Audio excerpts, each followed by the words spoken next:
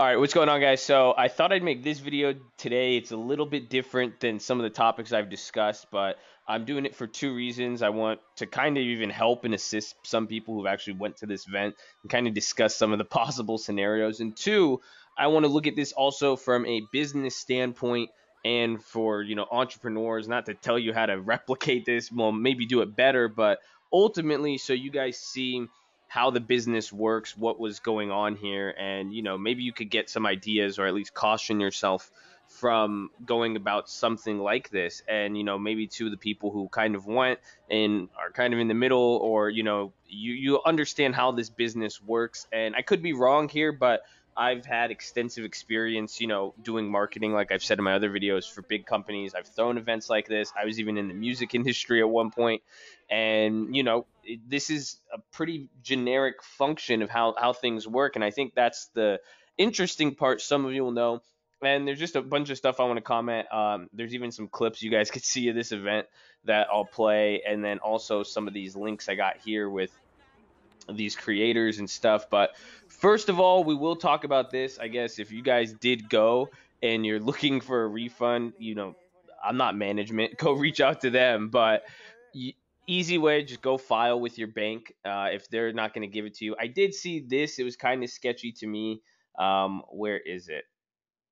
I think it was on Inside Edition, but this was the letter from the Good Time, or this was the letter here from the Good Times company that ran it, and they said just go to their website, request a refund. You'll have to wait 30 days, and then you have only until January. I would think that's a year from now, but you only have 3 or 4 months to make the claim on your refund.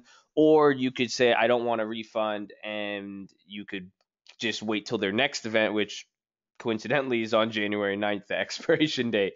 So I think that's a little sketchy. If you don't want to wait and don't do that, you could file a claim with your credit card company, your bank, and let them know kind of what happened here.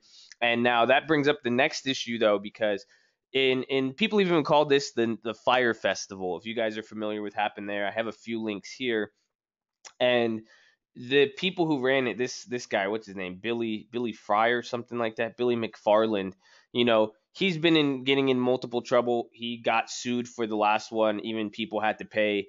They won $5 million for going here. Now there's two things to talk about with this. If you guys only paid for your ticket, yeah, you could get that refunded. But going through to your for flights, rental cars, stuff like that, it's going to be a little difficult. But that's the stuff you're probably going to need a lawyer for. I'd say if that many people felt like this, these guys who won a lot of money, they didn't file in a class action. If you do a class action and you all come together and get anybody, the people who are going to get paid is the lawyer. But if you really did spend a lot of money on that stuff, some people are saying $10,000, they flow from overseas, you can. But this was a lot different than Fyre Festival. This wasn't TANACON wasn't anything like Fyre Festival. It wasn't in another country. Where everybody was traveling foreign. They weren't, it just didn't even generate as much money.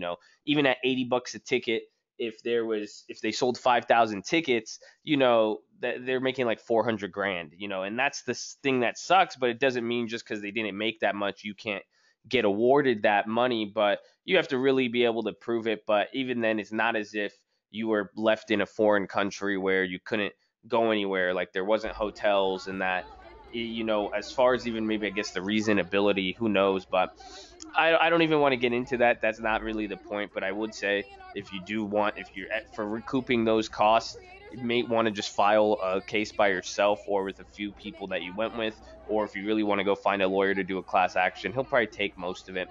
But this event was a lot different than Fyre Festival. Now, this is the underlying part of the business I want to discuss, in that you guys, because even though I'm saying all this is who you would sue. Chances are you wouldn't be suing Tana herself unless she is this company, Good Times, and that's because it all depends on who ran it, who was the promoting company. Because usually how this event marketing works is you go to the venue, you go to the talent. In this case, that would have been Tana. And you go to them and you say, hey, I want to book this venue. This is what we're gonna do. The venue writes off on it. You buy, and that's the thing. Hopefully these guys, you have to pay for like insurance, stuff like that. It could be with the venue. You got to make sure your expected audience and the tickets you're selling is going to be compliant with the fire department. And then that's all the logistical stuff in a nutshell. But then you pay the talent. So they would go to Tana and say, hey, Tana, we'll give you $100,000 to show up, and maybe they incentivized it $10,000, $20,000 for whatever creators, or they paid the other creators. But in this case, it was loosely organized. But more often than not, unless Tana had a controlling equity, not controlling, but equity on the back end of this event, or was the company, that it may depend on who really is at fault here. But usually it's the company. That's the one who's paying for insurance, not the talent. And it's hard, now because that's where it's saying who did the marketing. Was it if you guys are going to say wrongful, somebody did this, somebody did that, then who did the marketing of the company? Or who did the marketing in general? Was it the company?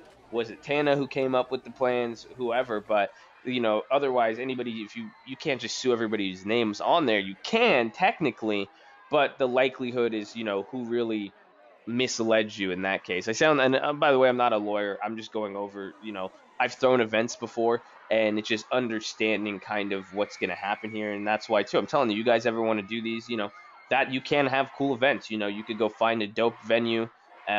You go find an artist, you get an artist to perform, or some sort of attraction. In this case, it's a YouTuber.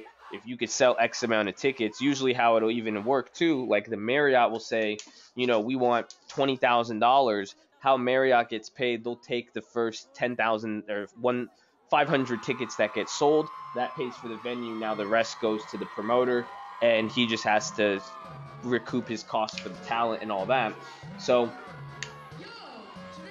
excuse me. But hopefully you see kind of the big difference here and how it all functions. But anyways, this is, if you guys ever want to throw those events, use this as a great example of what could happen. Don't get out of your league and try to throw something big, and don't rush it. Even the same days as another, there were so many things wrong with it. I'm sure everybody could look at that retrospect. But for you guys, this is, if you ever wanted to do this, you could look into how to do it better and do, because if she pulled this off, it would have been a cool event. She would have made a lot of money, and it would have been overall just great. But you guys have to learn how to do that on the reverse end of avoiding these same mistakes. But like I said, if you could find a good revenue for cheap, get good artists, or have a reason for people to show up, this is how, rap shows were being done for forever. So Don't get me wrong, I like Tana. it's pretty cool what could be accomplished with it. But I won't keep ranting. And I'll leave it at that. What do you guys think about this? Comment below if this helped you. If you guys have any questions you want me, I don't know. Should I keep talking on this? Is this something I should kind of dive more into? I would love to hear your guys' thoughts on that, because there is stuff I've been noticing it, man. I looked at it. There's video. It's being covered by Inside Edition, all these other things. I thought that was interesting, and it just reminded me of Fyre Festival, but I think I'm going to be fair and say that's exactly what it wasn't. Was there, it's easy to say that, easy to say one thing is this. I think it was something very unique. I think there was a lack of planning, and the real question who to blame is it the girl behind there, or, whatever opportunistic company was trying to get in on this. So I'd leave it at that. Let me know what you guys think. Like, subscribe, give me some comments, make me laugh. I love y'all. Stay in school.